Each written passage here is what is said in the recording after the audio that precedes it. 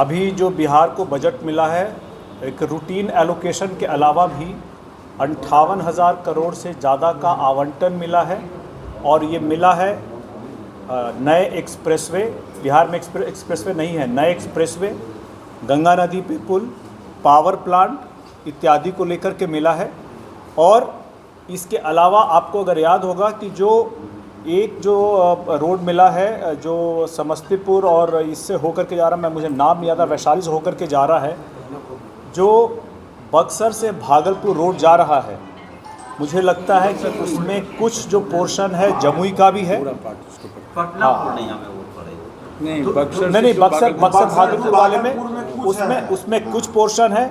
और इसके अलावा जमुई जो ज़िला है ये एक एस्पिरेशनल डिस्ट्रिक्ट है, इसलिए पीएमओ का भी नज़र है इसके ऊपर।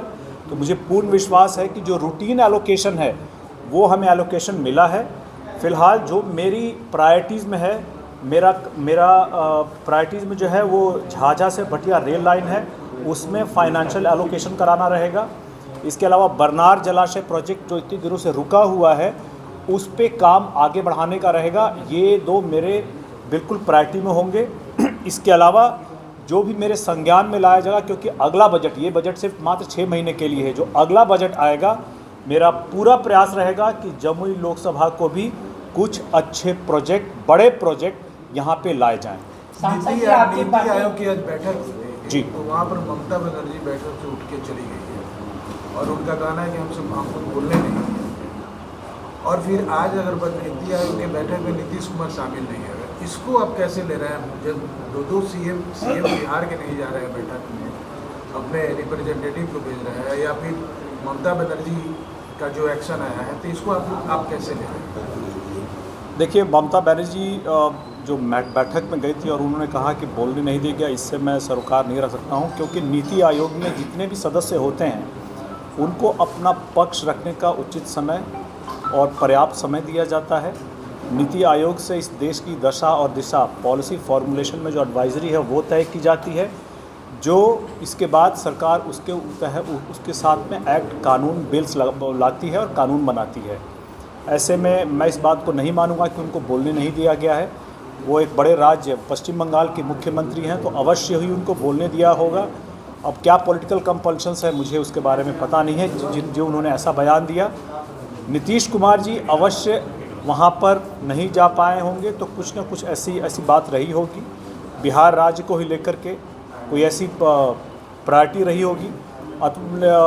लेकिन जहाँ तक मेरे संज्ञान में है कि ऐसा कोई भी मीटिंग होती है तो नीतीश कुमार जी उसको छोड़ते नहीं हैं। कुछ रहा होगा इम्पोर्टेंट काम जिसके कारण से वो नहीं जा पाए। विशेष राज्य की बात को लेकर पॉलिटिक्स काफ़ी हो रहा है और विपक्ष का कहना है कि सीएम नीतीश कुमार भी मांग करते रहे हैं, उनको इस्तीफा दे देना चाहिए। तो इसको आप कैसे ले रहे हैं?